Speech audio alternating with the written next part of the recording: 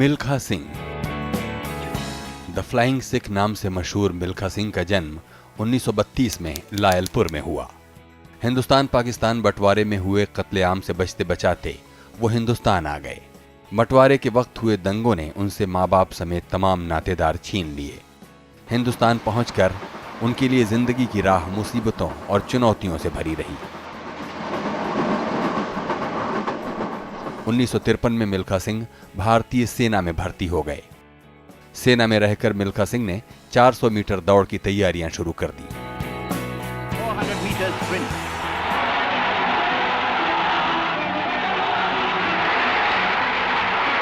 Champion Milkha Singh. 1957-58 में मिल्खा सिंह ने कई रिकॉर्ड अपने नाम किए। टोक्यो एशियाई खेलों में भी उन्होंने 400 और 200 मीटर की दौड़ में रिकॉर्ड बनाया। कार्डिफ में 1958 के कॉमनवेल्थ खेलों में उन्होंने 400 मीटर की दौड़ का गोल्ड मेडल जीता। उस दौड़ के बाद पूरी दुनिया में मिल्खा सिंह के नाम का डंका बजने लगा। 1960 के रोम ओलंपिक में मेडल न ला पाने का पछतावा आज भी मिल्खा सिंह को सालता है।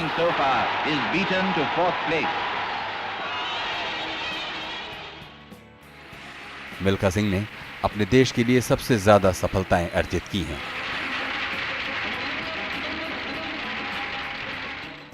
अस्सी अंतर्राष्ट्रीय दौड़ों में 77 दौड़ें जीत चुके मिल्खा सिंह आज एक लिविंग लेजेंड हैं। मिल्खा जी, बहुत बहुत स्वागत है प्रोग्राम में। थैंक यू वेरी मच जी, बहुत खुशी है कि आप मेरे घर पे आए हैं। हमें भी बहुत खुशी है, बेहद खुशी और बहुत शौक के साथ हम आपके सामने हाजिर हैं। हमें बताइए कि जिंदगी का जो मैदान आपने चुना वो खेल का मैदान है और खेल में हार और जीत बराबर उसकी उम्मीद बनी रहती है और इसी को कहा जाता है कि आप स्पोर्टिंग स्पिरिट से खेलें। आपकी जीतों के बारे में हमने तो सब पूरी दुनिया ने सुना हुआ है, हमें अपनी हारों के बारे में बताइए। पहली बात तो ये है कि आपका वैसे तो 20 चैनल हैं यहाँ हिंदुस्तान के अंदर, मगर जो आपका चैनल कभी कभी मुझे सुनने का मौका मिलता है तो मुझे मज़ा आ जाता है सुन के। जी शुक्रिया। मैं आपको सही बता रहा हूँ जी जी जी कि आप सही स्टोरी हिंदुस्तान की जो है वो बता देते हैं। अब बात ये है कि भी मिल्खा सिंह का जीवन जो है खुली किताब है जी।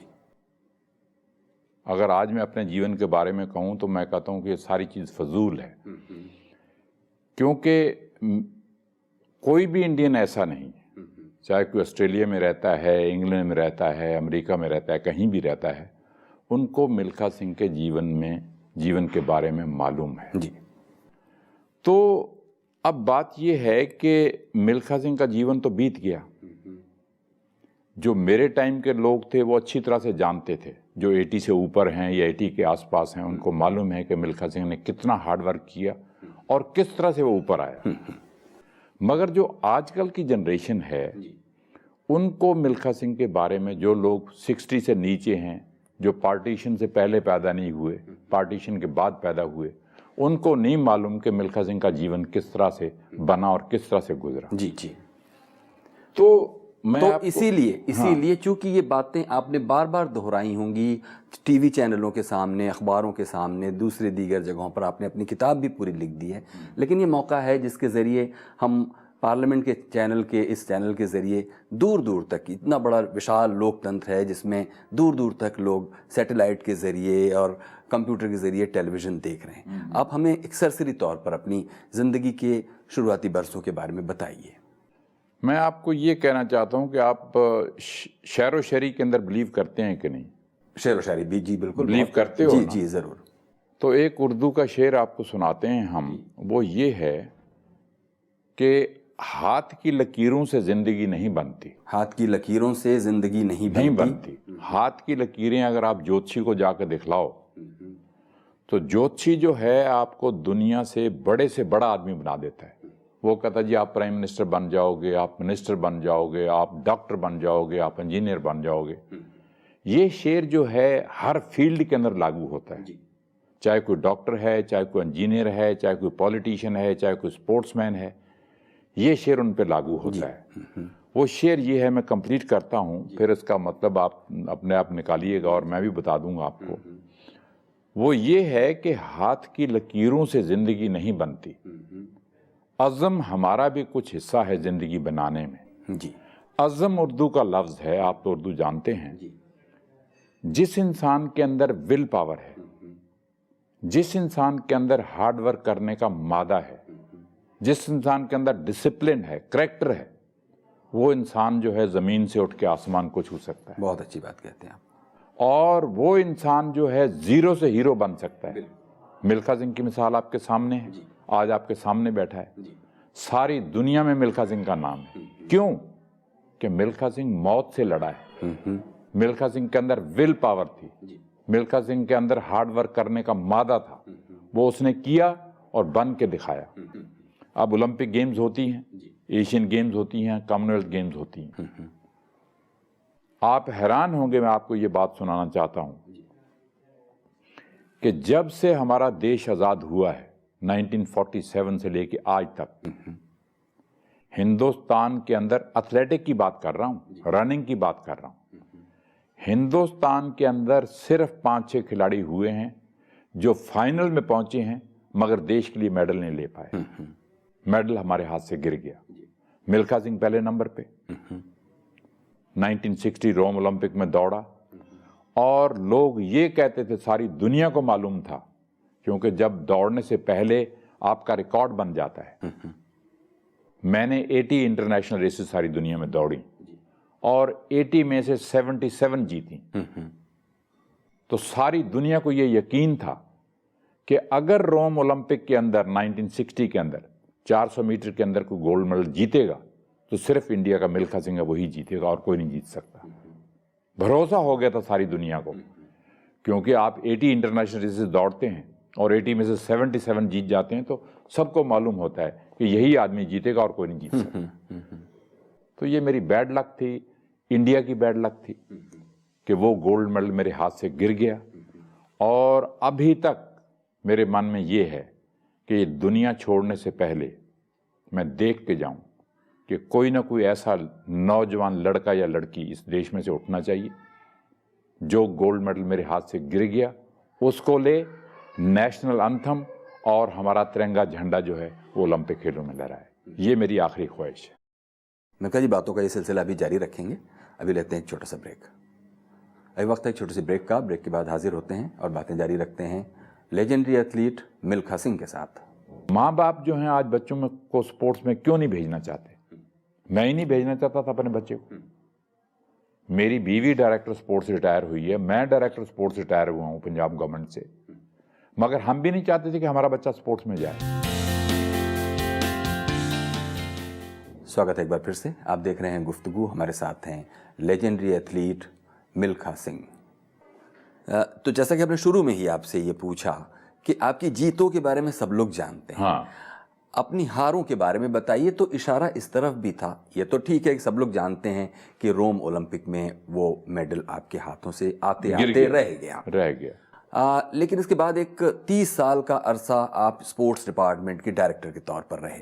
वहाँ भी आपकी जो कोशिशें और काविशें थीं, उनमें भी कुछ आपको हार का सामना करना पड़ा, जो आखिरकार आप अपनी इस लंबे नौकरी और अपने इस डायरेक्टरशिप को जब एसेस करते हैं तो आप पाते हैं कि वो सारी कोशिशें जो की गई थी वो एक तरह से वापस बैक टू ज़ीरो हो गई। देखो, बात ये है कि as director of sports Milkha Singh की जो जितनी हद तक मैं जा सकता था, कैरों साहब मुझे यहाँ लेके आए, मैं आर्मी में था, मैं जितना भी क्रेडिट है वो आर्मी को देना चाहता हूँ। अगर आज देश का नाम ऊंचा है सारी दुनिया में, अगर आज मिल्खा सिंह का नाम सारी दुनिया में है, तो वो क्रेडिट जो है आर्मी को जाता है। तो आर्मी में मैं था, मगर यहाँ पे उस टाइम चीफ मिनिस्टर जो थे पंजाब के, प्रताप सिंह कैरों, आप जानते हैं ना, कैरों साहब जैसे चीफ मिनिस्टर मेरा नहीं ख्याल के पंजाब को कोई मिला है। मैं तो देखता आ रहा हूँ, काफी देर से देखता आ रहा हूँ। तो कैरों साहब ने ये कोशिश की कि मिल्खा सिंह को आर्मी से निकला के मैं पंजाब में लाऊं, और पंजाब के अंदर मिल्खा सिंह जैसे 100 नौजवान और पैदा करूं। उनका ये इतना बड़ा जरिया था देखने का कि मैं मिल्खा सिंह को यहाँ लेके जाऊंगा पंजाब के अंदर, और यहाँ से ही जो लड़के जो हैं लड़कियां निकल सकते हैं जो आगे बढ़ के देश का नाम ऊंचा कर सकते हैं। आर्मी मुझे छोड़ना नहीं चाहती थी। अब जो बच्चा जिस घर में पैदा हुआ हो, कौन माँ बाप हैं जो जाने देंगे उसको? वो मुझे अपना बेटा समझते थे कि हम मिल्खा सिंह को आर्मी से नहीं जाने देंगे। मगर मुझे अभी तक याद है कि पार्लियामेंट हाउस के अंदर जब पार्टी थी तो मैं वहाँ पे था, नेहरू साहब थे, कृष्णा मेनन डिफेंस मिनिस्टर थे, जनरल थिमैया आर्मी का जनरल था। उस टाइम एक ही जनरल हुआ करता था, आज तो जितने मर्जी जनरल आप देख लीजिए, आज कितने जनरल बने हुए हैं सारे। तो जनरल थिमैया को नेहरू साहब ने बुलाया कि कैरों साहब कहते हैं मैंने मिल्खा सिंह को पंजाब में लेके जाना है, जाने दीजिए इनको। वो कहने लगे नहीं जी, हमने तो इनको बच्चों की तरह पाला है, हमने ये किया है वो किया है, हम मिल्खा सिंह को यहां से नहीं जाने देंगे। तो नेहरू साहब के मुझे अभी तक लफ्ज वो याद हैं कि उन्होंने ये कहा कि मिल्खा सिंह कहीं हिंदुस्तान से बाहर तो नहीं जा रहा है, मिल्खा सिंह इंडियन है। अगर कैरों साहब उनको ले जाना चाहते हैं, ऐसे नौजवान और पैदा करना चाहते हैं, तो आपको कोई इतराज नहीं होना चाहिए, जाने दीजिए। अगर मुझे आर्मी से डिस्चार्ज मिला तो इट वॉज बिकॉज ऑफ पंडित जी। और नेहरू साहब, इसकी कैरों साहब की हिम्मत थी कि मुझे वहां से लेके आ गए। हालांकि क्या मुझे तनख्वाह मिलती थी उस टाइम? 39 रुपीज 8 आना, 39 रुपए 8 आने मुझे तनख्वाह मिलती थी। मगर कैरों साहब ने मुझे उस टाइम जो ऑफर दी, उस टाइम जनरल की तनख्वाह वो थी। मुझे कहने लगे कैरों साहब, मेरे आए वहाँ पे नेशनल स्टेडियम में, मैं नीचे सोता था, वहाँ फर्श पे पड़ा था, और मुझे पता लगा जी कैरों साहब आए हैं। अब हमें मालूम ही नहीं कैरों साहब की कितनी ताकत है। हम तो समझते थे कि जो जनरल की ताकत है वो चीफ मिनिस्टर की क्या ताकत हो। जो आपकी कंपनी होती है उसी मुताबिक आप सोचते हैं, उसी मुताबिक आप बात करते हैं। कैरों साहब आए तो मुझे कहने लगे कि मिल्खा आपने क्या सोचा है? अब चीफ मिनिस्टर आपके घर पे चल के आए जहां पे मैं नीचे सोया हूं, और 39 रुपए 8 आने मेरी तनख्वाह है, और वो आदमी मुझे आके अप्रोच करता है कि मैंने आपको डायरेक्टर स्पोर्ट्स लेना है, पंजाब में लेके जाना है। तो जब वो चले गए तो जो आसपास के मेरे जो कंपनी होती है आपकी, जो नौजवान मेरे साथ रहते थे आर्मी के, अरे छोड़ो मिल्खा सिंह, क्या करोगे वहां जाके? कच्ची नौकरी, आज प्रताप सिंह कैरों है, कल को नहीं है। आर्मी में पक्की पकाई रोटी मिलती है, पक्की तनख्वाह है, सब कुछ है, कोई जरूरत नहीं आपको वहां पे जाने। मन बदल जाता है आदमी का कि ये सही कहते हैं कि हो सकता है कि कल वो ना रहें तो मैं कहां जाऊंगा। तो ये कैरों साहब की हिम्मत थी, और उन्होंने कहा मिल्खा आप आर्मी के आदमी हो, आपका दिमाग जो है वो इतना सीधा नहीं है। मैं आपको ये बताना चाहता हूं कि जो आपको वहां पे मैं पे दे रहा हूं, आप यहां से लोगों से, अपने जो आसपास लोग हैं उनसे पूछ के देखिए कि इनकी कितनी तनख्वाह है, क्या मिलता है इनको। तो जनरल की तनख्वाह पूछिए कितनी होती है। उस टाइम जनरल की तनख्वाह 800 रुपया या 1000 रुपया होगी। लेफ्टिनेंट जनरल की बात बता रहा हूं मैं। तो वो मुझे उस स्टार्टिंग में दे रहे थे। तो मुझे थोड़ा सा मेरे दिमाग के अंदर ये आया, मैंने कहा यार बात तो ठीक है कि ये अब मुझे मिलते हैं 39 रुपए 8 आने, और कहाँ ये 1200 रुपया दे रहा है मुझे, तो ये तो बहुत बड़ी अचीवमेंट है, बहुत बड़ी अचीवमेंट है।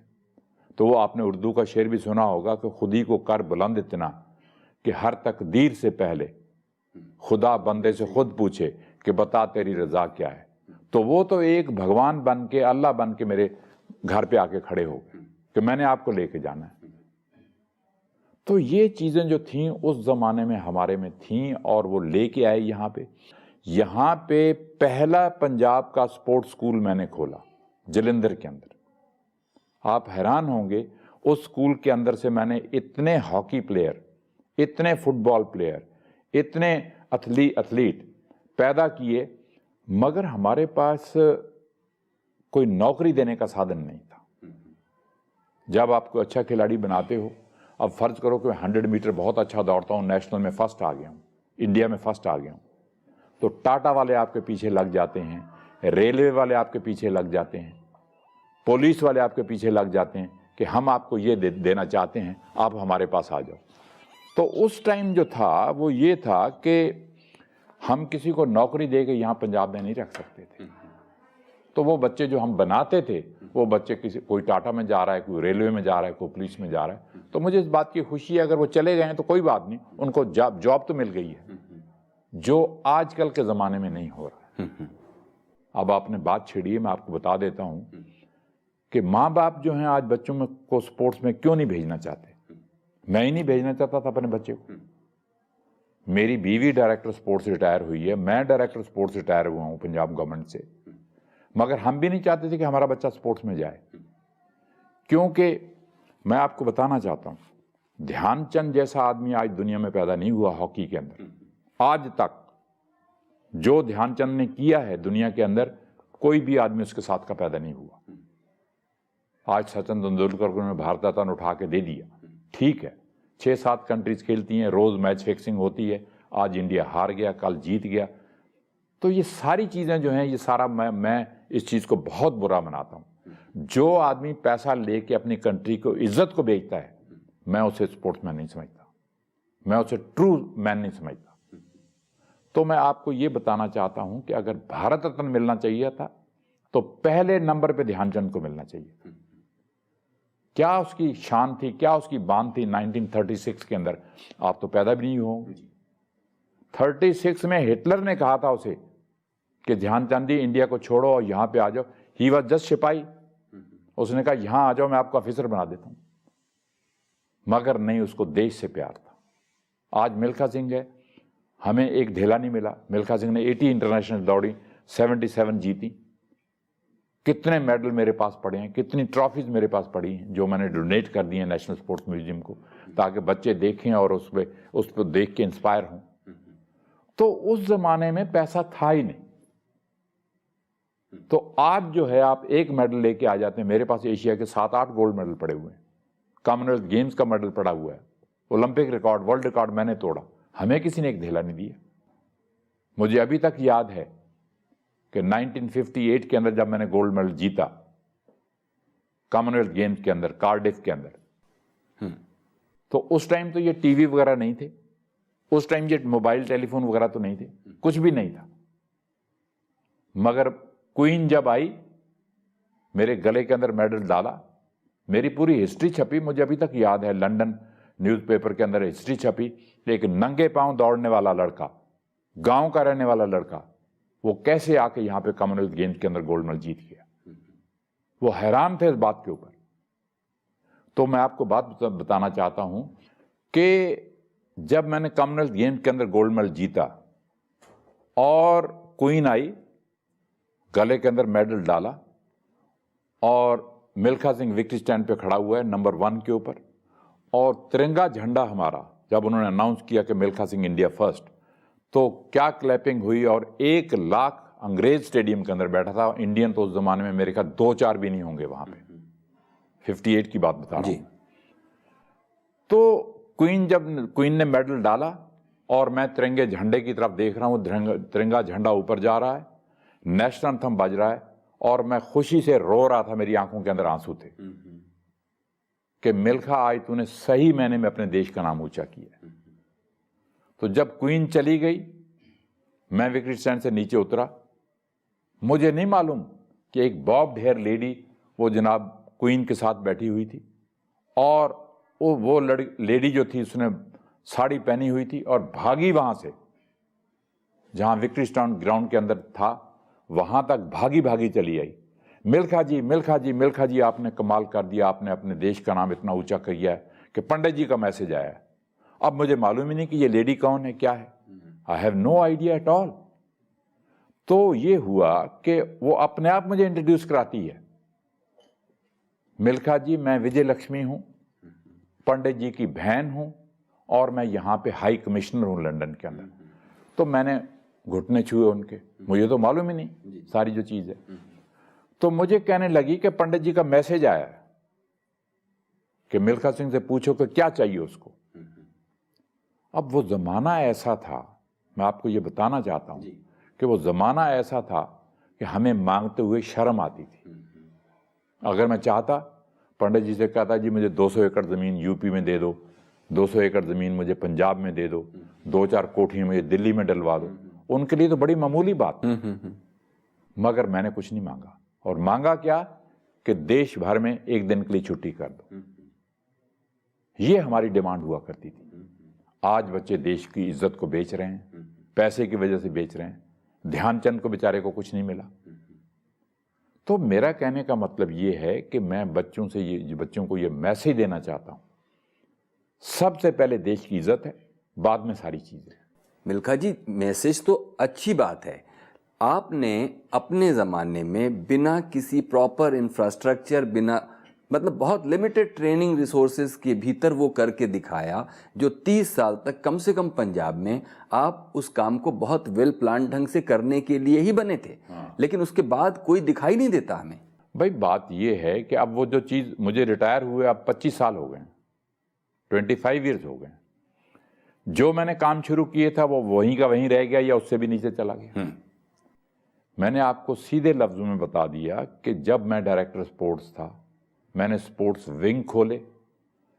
जिस डिस्ट्रिक्ट के अंदर फुटबॉल का शौक है वहाँ पे फुटबॉल के विंग खोले, जिस डिस्ट्रिक्ट के अंदर हॉकी का शौक है वहाँ हॉकी के विंग खोले, जहाँ पे वॉलीबॉल का शौक है वॉलीबॉल के विंग खोले, ताकि जो टैलेंटेड बच्चे हैं उनको वहाँ दाखला दिया जाए, और दाखला देने के बाद उनके लिए फ्री डाइट का इंतज़ाम, कोचेज़ का इंतज़ाम, इक्विपमेंट का इंतज़ाम, हर चीज़ का इंतज़ाम मैंने किया। तो मैंने आपको बताया कि पंजाब के अंदर भी लिमिटेड सोर्सेज थे कि जो उन बच्चों को कंट्रोल कर पाते, जो बच्चों ने देश का नाम ऊंचा किया, मगर वो चले गए इधर उधर। सारी जो चीज़ थी, जितना मैंने काम किया, अब जो है उतना स्टैंडर्ड जो है वो नहीं बढ़ रहा है, और ना ही उतनी सिंसियरिटी रह गई है लोगों के अंदर। वही हम कह रहे हैं कि अगर आप एथलेटिक्स में ही देखें, जो लोग थोड़ा बहुत कुछ अचीव कर लेते हैं, वो डोपिंग वगैरह के इल्ज़ाम में पाए जाकर वो फिर अपना भी नाम डुबाते हैं, देश का भी नाम डुबाते हैं, और इस पेशे का भी नाम डुबाते हैं। ये क्या है, ये क्यों है? नहीं, ये सही बात आप कह रहे हैं कि मैं आपको बताना चाहता हूं कि जब से हिंदुस्तान आज़ाद हुआ है, हमने शूटिंग में मेडल ले लिया, रेसलिंग में ले लिया, बॉक्सिंग में ले लिया, टेनिस में ले लिया, बैडमिंटन में ले लिया। इन चीज़ों के अंदर मेडल हमें मिले हैं। मगर आपको मैं ये बताना चाहता हूं कि सारी दुनिया के अंदर जो है एथलेटिक नंबर 1 मानी जाती है। एथलेटिक जो है, सब चीज़ें पीछे रह जाती हैं, चाहे हॉकी है, फुटबॉल है, और कोई गेम है, नंबर 1 जो है वो एथलेटिक मानी जाती है। आज एक हुसैन बोल्ट है दुनिया के अंदर। हुसैन बोल्ट जो है, आपको मालूम है, fastest man in the world जी। कितना जमैका का नाम है ना। मैं आपको यह बताना चाहता हूं, जब से देश आजाद हुआ है, हमने 5-6 खिलाड़ी ऐसे पैदा किए हैं रनिंग के अंदर, एथलेटिक के अंदर, जो फाइनल में तो पहुंचे हैं मगर देश के लिए मेडल नहीं ले पाए। कौन कौन थे?